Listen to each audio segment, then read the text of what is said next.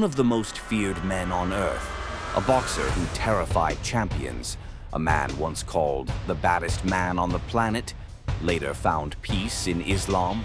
Meet Mike Tyson, Iron Mike.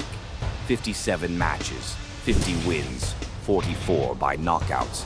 He didn't just win fights, he ended them before the second round even started. This is not just the story of boxing legend Mike Tyson. This is the story of a broken child, a feared champion, a fallen superstar, and a man searching for meaning.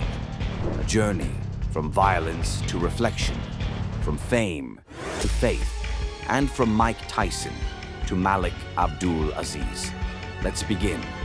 Mike Tyson was born on June 30th, 1966, in Brooklyn, New York, in the United States. But his story did not begin with fame. It began with struggle. Tyson grew up in one of the roughest neighborhoods in Brooklyn. His childhood was filled with poverty, street violence, bullying, and pain. He was a shy child, soft-spoken, and often bullied by other kids. In fact, Tyson himself has said that as a child he was beaten up regularly. Imagine that. The man who would later become one of the most feared fighters in history once lived in fear himself. His father was not present in his life. His mother struggled financially. The streets became his teacher. As a young boy, Tyson got involved in crime. He stole. He joined street gangs. He got arrested many times. By his teenage years, Tyson had already been sent to juvenile detention centers. Many people thought his life was finished before it even started.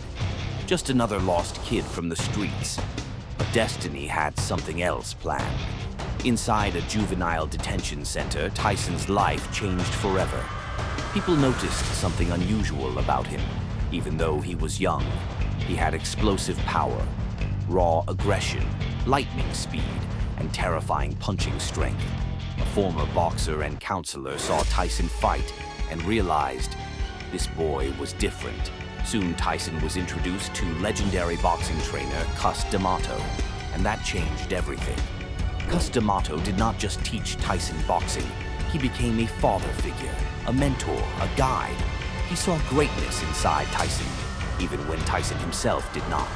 Cus taught Tyson discipline, mental toughness, fear control, and boxing science. Under Cus, Tyson transformed. The troubled street kid became a machine, fast, explosive, terrifying. And when Tyson entered professional boxing, the world was shocked. He wasn't just winning, he was destroying people. Knockout after knockout, opponent after opponent. Many fights ended in minutes, sometimes seconds. Tyson fought with a style people had never seen before. He moved like a predator, exploded like a missile, and punched with frightening power. Then came history. In 1986, at just 20 years old, Mike Tyson became the youngest heavyweight champion in boxing history. Think about that. 20 years old, the entire boxing world at his feet. Soon he became undisputed heavyweight champion. He held multiple world titles. He became one of the biggest sports stars on earth. Millions watched him. People feared him. His name became global. Mike Tyson was no longer just a boxer. He was a phenomenon, a symbol of raw power. And because of this, he became incredibly rich. Luxury cars, mansions, fame, money, attention. Everything the world calls success. But behind that success, Tyson was still fighting battles inside. Pain from childhood, emotional wounds, loneliness, anger, trauma. And when his beloved mentor, Cus D'Amato, died, Tyson lost one of the most important people in his life. Many people believe that after Cus died, Tyson began losing emotional control. His life slowly started changing.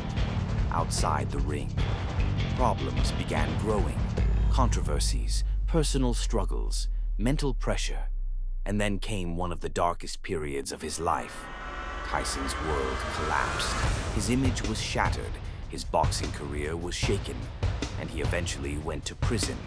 For many celebrities, that would have been the end.